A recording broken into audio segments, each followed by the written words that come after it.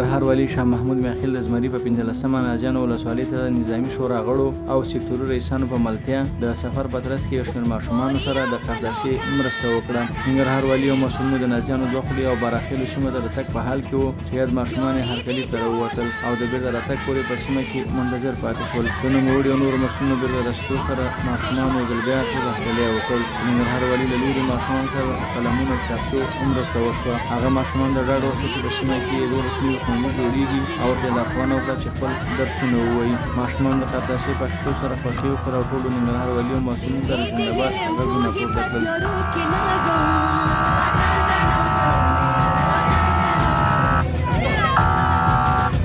Las varios de Puhani Mushtori